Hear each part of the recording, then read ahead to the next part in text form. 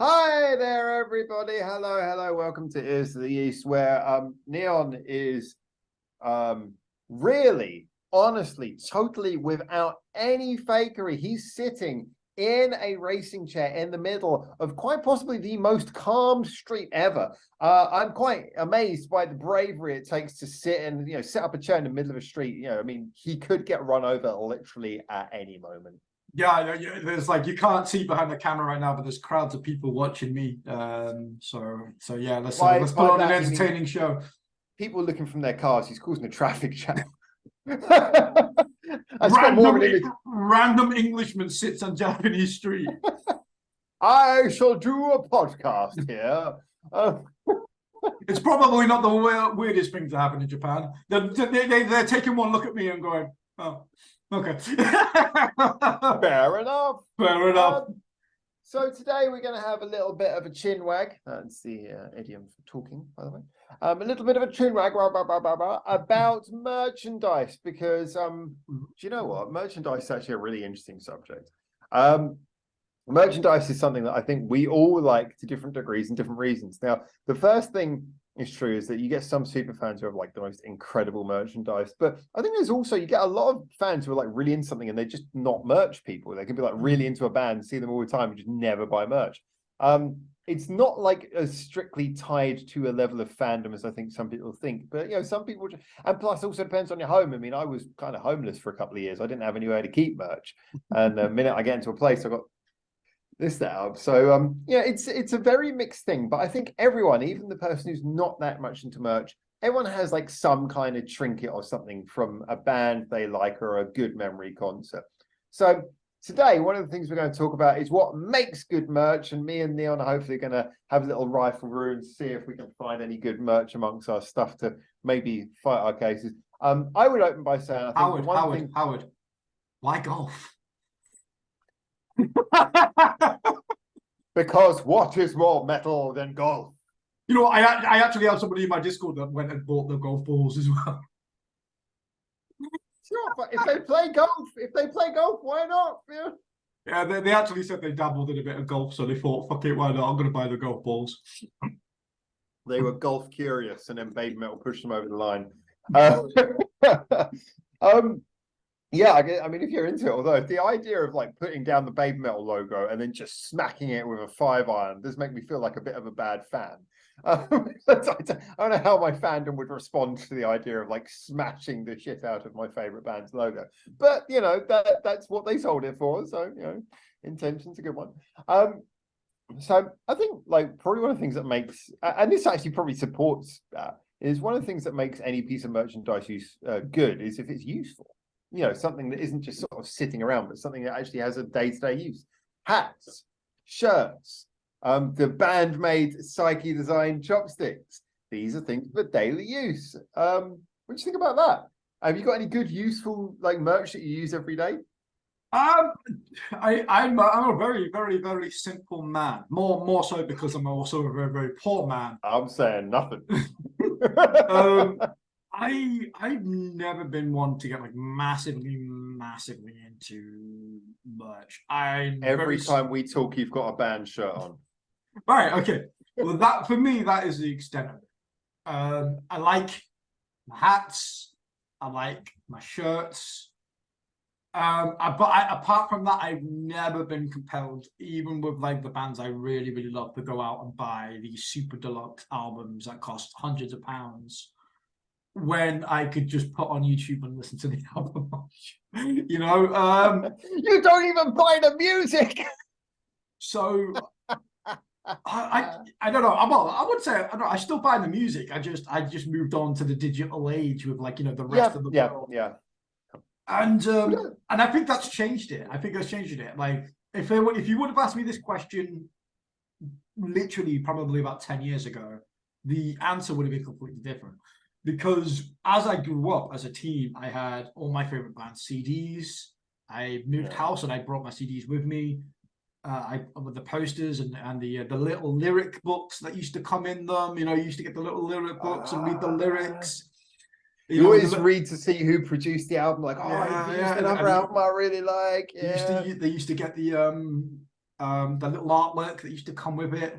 I In used the to love books. that, and especially when you could like notice if like the artwork was like maybe in some way carried over from the last album, you'd be like, Yeah, oh, yeah, or yeah, like, yeah. or you, I specifically used to like the CDs where you used to take it out and you used to be able to like turn the lyric book, and they used to have like different covers for this for that Oh, so you get like a album. different cover. Yeah, and then you used to Yeah, put yeah, like yeah. slide it back into the CD case, showing my age right now. No, no, Um, no. I mean, the funny thing is that this is one area where Japan is, I'm not going to say behind, but I guess chronologically behind. But obviously, Japan has very much gone into the digital age as well. mm, They've got like download chart and everything, and streaming is the main way that music is dealt with. However, it's really interesting that when it comes to music here, the digital thing hasn't got rid of the fact there's still people who want to buy CDs, because whereas the CD shops are all closed in the West, there's people who still see value in CDs, I think for three reasons. One, ultimately quality. I know you can get lossless online, but it's not often available. So CD is usually the best quality you can get. Second of all is just the fact that you got the artwork and everything that goes with it. You got so many things. And third of all is you get like all those first pressing bonuses like posters and things, and basically therefore ancillary merch. So yeah, yeah, so I think I, it died, but people still mm, like that, having that object here yeah, and for multiple reasons. like I said, I think the age of music has changed over the last 5 or 10 years, and I really really love the fact that Japan still kind of holds a segment to that. And I know loads of people in my Discord love importing CDs and artwork and special editions and stuff over, that cost them a pretty penny, and that's just the shipping costs. And I'm kind of sat here like,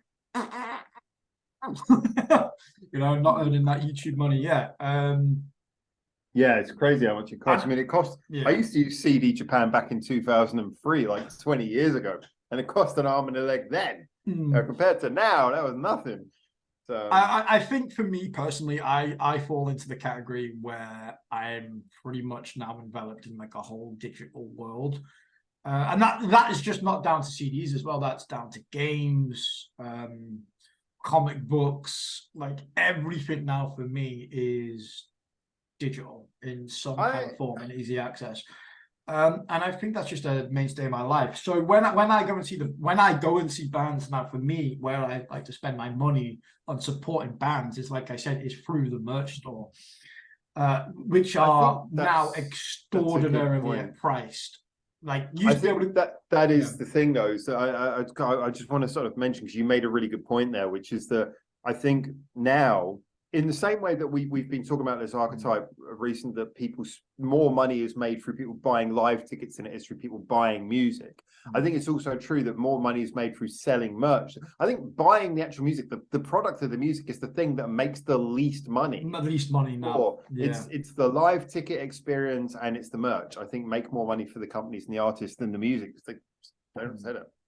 Yeah, the landscape of music has changed as well. I kind of feel bad for the artists now, because if you kind of go back 30 years, 80s, 90s, early 90s, you used to be able to make a living off being a musician. Like if you were a really, really successful musician, you could make money.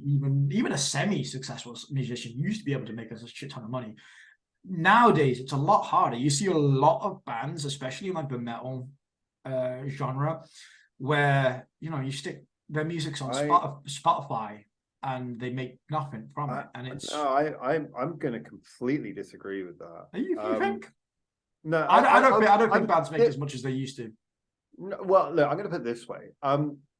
So the complaint that everyone had was the industry gatekeepers. It always used to be like you couldn't sell your music, you couldn't make any money unless you were signed, which is why everyone was desperately looking for the man with the cigar at the back of the gig who was going to suddenly come up to them with a contract and sign them up and make them into stars. And so it's not to say you couldn't make money, but pretty much all the money was from within the industry. And then there was that, it depends on what time scale we're talking about here, but there was that revolution where several things happened at once. First of all, we got like online music, we got areas where people could upload their music and it was alongside other music that was equally able to download. You could download famous music and at the same time you could download unheard of music. Then the platforms open. And so, things you had SoundCloud, but before SoundCloud, you had SoundClick, And SoundClick, SoundCloud, these were like platforms where suddenly people were finding loads of unknown artists and buying their material without it. But the thing is, at the same time, is that in the early 2000s, the technology of home recording got to the point where home recordings could start to sound as good as a studio recording. And the truth is now, you do not need a studio. Studio can be good if you want to get like certain extra tweaks, but basically most people don't need a studio. You can get studio quality sound recording at home, which means that what possible thing is there to stop you? But at the same time as all of that, we've hit this revolution where people don't buy music anyway.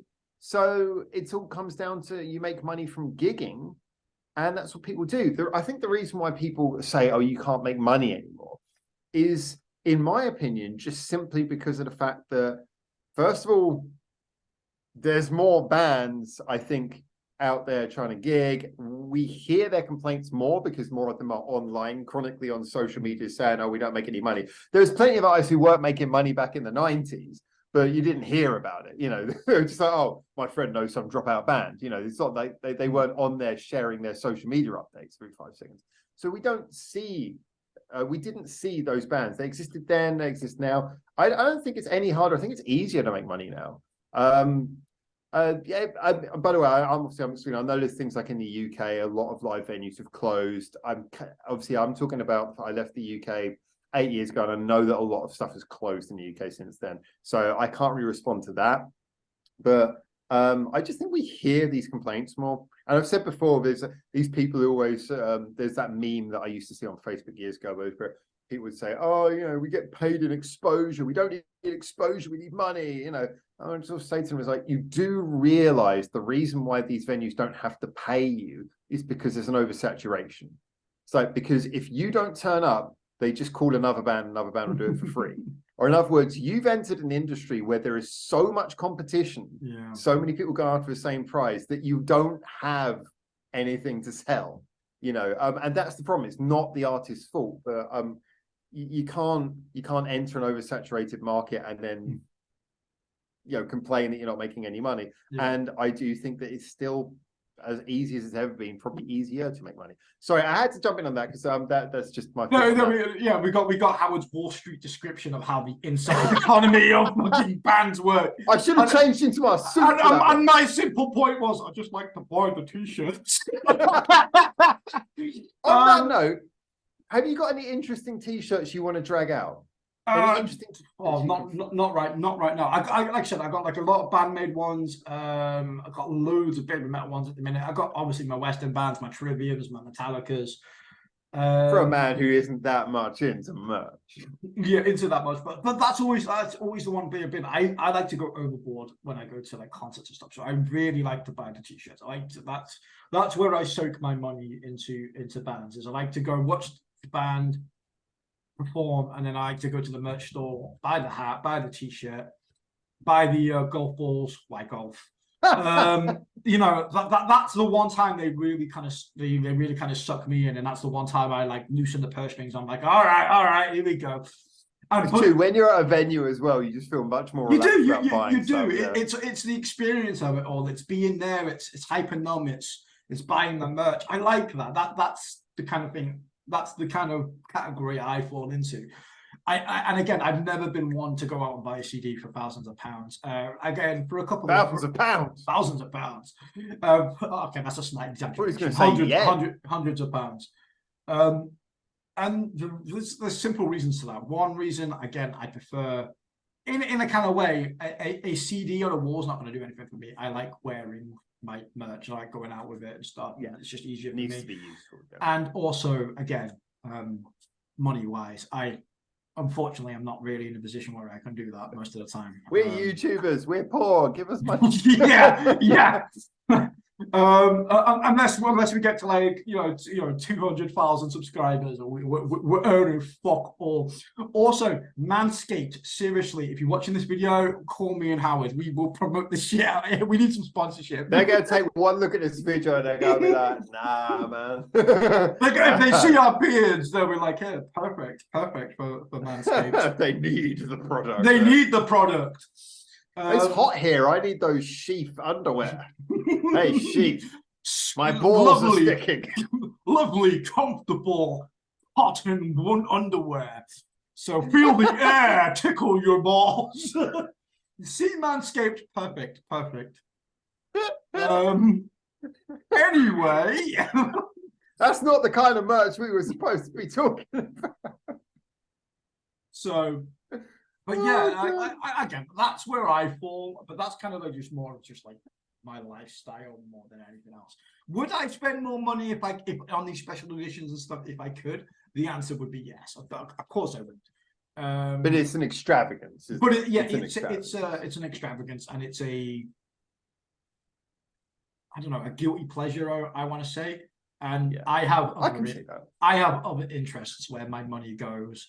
Like, for instance, I've just built a new PC, so that's, you know, I have. The PC is only there so you can talk about music with your adoring fans, you selfish bastard. I know, but yeah, like my expenditure goes on other things, and expensive band merch has never been something I really dabbled in, apart from, like I said, when I'm at shows. That's probably the one time I get my wallet out and I'm like, yeah, go on, I'll have this, I love that, I love that. So there you go. This is a video about merch, and what you've learned is that both of us are too poor to have merch. I do stick by that belief that the best form of merch is anything that's usable. I mean, this is why I agree with the t-shirt thing. I mean, I've had t-shirts I really like, but I've worn them. I've worn them a lot, and I've had a couple of really cool band t-shirts that I've thrown away because they've been worn out, and I felt really sad throwing them away. But I threw them away because I was like, nah, I wore them a lot. They were really good. The good thing about being a YouTuber is you've got lots of recorded memories of you wearing the shirt. So at least it's there. You know, at least it's not gone forever. But I either have to chuck shirts away for like either one of two reasons. One, it's like literally there's like holes in it, and it's just like, you know, like if my nipple's showing, it's time to throw it in the bin. Or it's an OnlyFans shirt. Or secondly, I've had that shirt for so long.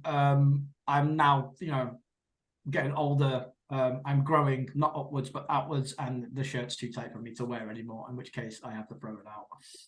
You know, there's been plenty of shirts that I've bought and I'm like, I'm 50 and I'm like, well, that doesn't fit anymore, time to throw it away. Just looking at your Avril Lavigne t-shirt, like, I might have grown out of this. Oh no, I still got that. I'm not checking that out. You're just a skater boy. The light, I've knocked the light off twice now. You will talk. But it's gonna fix the set while we're talking. So yeah, I think, to be honest, like, I don't know, I'm kind of with you. Like, CDs, I used to have like a massive, and it's actually still stored in my old place in London. But my old I was living like a not a shared house, but I was basically like a tenant within someone's house.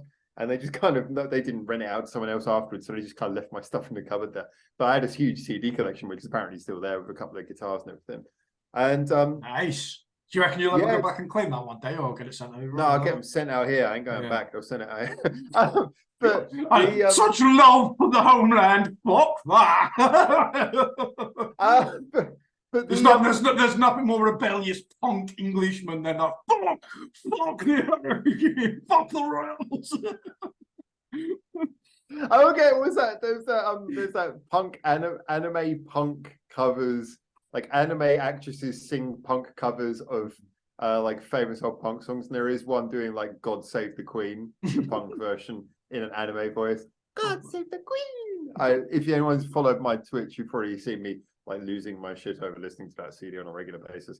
But yeah, so I got this big CD collection back there because it stemmed from the same thing. You know, when I grew up, you know, it was like CDs were the thing. Plus, I didn't get my first CD player until I was like 14, 15 years old, because we didn't have anything like that in my house growing up. I'd listen on a little old AM radio. And so CDs were really special to me, kind of at the point where they were actually kind of just going over the hill, just jumping the shark.